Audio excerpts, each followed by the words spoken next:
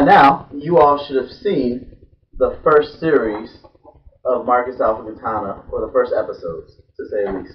So you should have seen Entry 0, the prelude, where we talk about the birth of Marcus Alpha Katana. So clearly, the birth is extremely important to Marcus Alpha Katana and the character development. So when he was journaling, he talked about his birth, which was highly important to him. And then you notice in Entry 1 we're going to review very quickly, the one verse that he talked about the most from his mom was, learn to tie your shoes. He remembered this one thing. That was a traumatizing entry. That was a point that was terribly tumultuous, turbulent, and traumatizing to Marcus Alpha Katana. So here's what I want you to think about when you think about the learning to tie your shoes part on Entry 1. Imagine you have something important that you're waiting for, an important decision. Okay? And you're just sitting there waiting. And you're waiting and you're anticipating. Now imagine that feeling. Now, take that feeling and run it back. Imagine something else. Imagine somebody special to you just got hurt and they're in the hospital. Now, let's think about something different.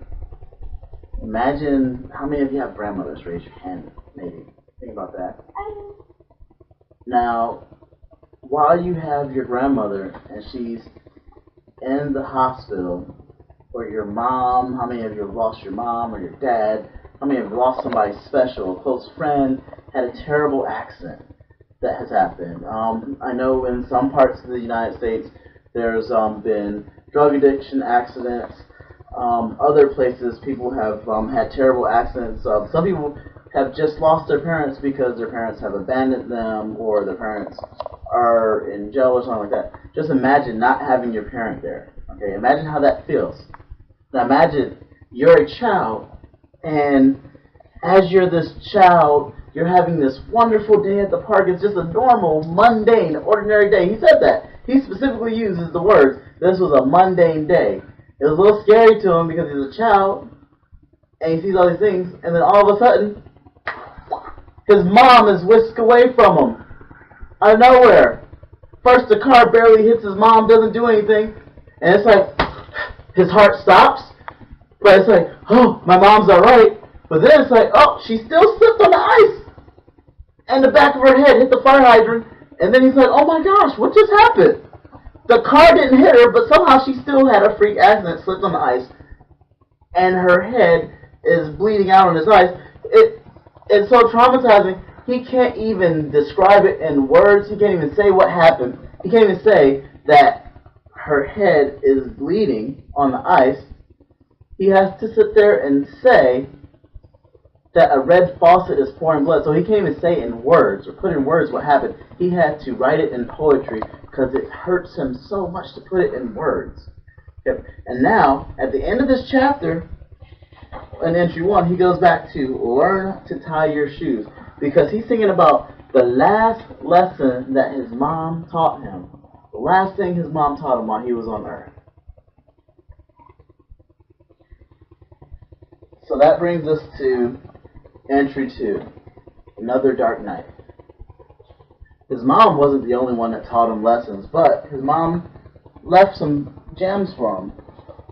His mom said, his mom used to sit there and say,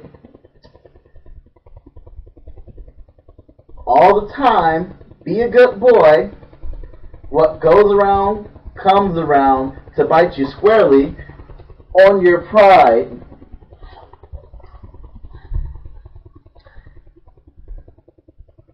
Boy, you must understand. Okay? This one thing, the important thing about life is that you remember God while you're young. You reap what you sow.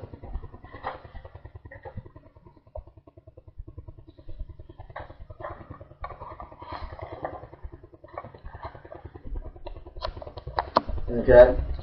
So the one thing that she says, the important thing about life is that you remember God while you are young and seek to live right You reap what you sow. Therefore, you should sow love, goodness, and truth. Another thing that she ends up saying is everything else, okay, she says everything else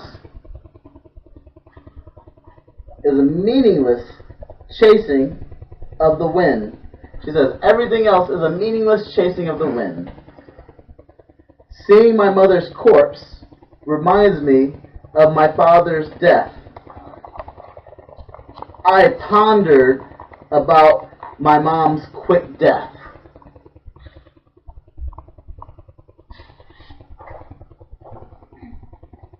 Which reminds me of what she said when I sought to do wrong.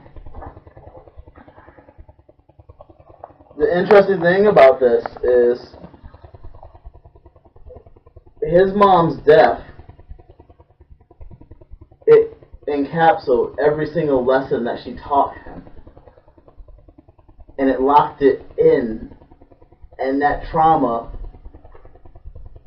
left everything good that she taught to him. So everything good that she taught to him, all those good memories, all those good lessons, they stuck with Marcus Alpha Katana for the rest of his life. Because in the prelude, he said, dark choices and right choices. So he had the opportunity to make bad choices. But in his head, he made it up that I've got to make these right choices because in entry 2, some things are happening here. Okay? So in entry 2, Another Dark Night, Marcus, he deals with his mother's funeral. Okay? So they talk about Marcus's mother's funeral. So that funeral is really big because, I mean, he's looking at this bed and he's like, oh my gosh, this is an expensive bed. He comments, he's like, this bed is more expensive and more comfortable than any bed I've ever slept in. He's kind of like, man, I wish, why is she in this comfortable bed? She's not around anymore. So he's smart enough to comprehend that this casket is a forever bed. That's probably what he's thinking. Okay, I'm the author, so you have a little bit of insight here. But that's what he's sitting there saying. He's saying, my mom's in a forever bed because they spent a lot of money on this bed. Then he sits there and Marcus's father meets a homeless man later on. So what's happening is, later on in entry 2, as he's thinking about his mom at the funeral, his mind is flashing back to the horrible things that happened with his father. Because his father, right here, says Marcus's father was shot and killed. Okay? So, with that, Marcus's father was shot and killed. With that being said, Marcus's father being shot and killed in this story is important. Why was Marcus's father shot and killed?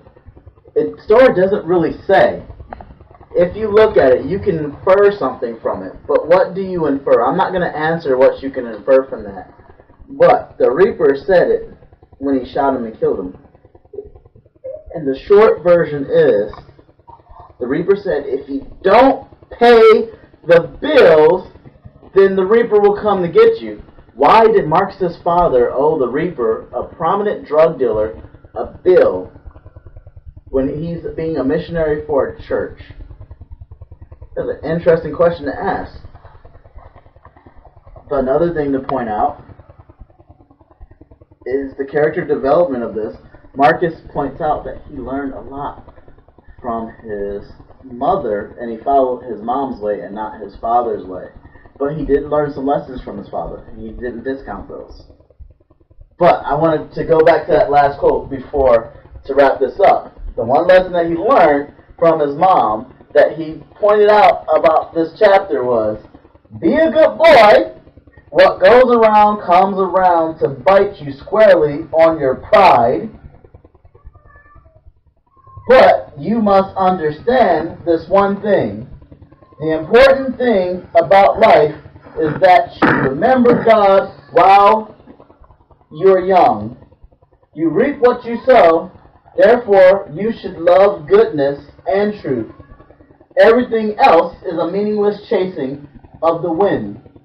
Seeing my mother's corpse reminded me of my father's death. I pondered about my mom's quick death, which reminded me of what she said when I sought to do wrong. So, every time he thinks about doing wrong, the two things he remembers is his mom's death and his father's death. His father died because he was shot by a drug dealer who owed a debt to a prominent drug dealer. So his father died because he was shot by a drug dealer and owed a debt. His mom died by a freak accident. But while he lived with his mom, his life was okay, and there was a lot of good things. I want you to think about that. What impact did this have on Marcus Alpha Katana, and how do you think this carried on into entry 3? So we're not going to go on much further. I just want you to think about the impact that this had on Marcus's character development as we continue the story.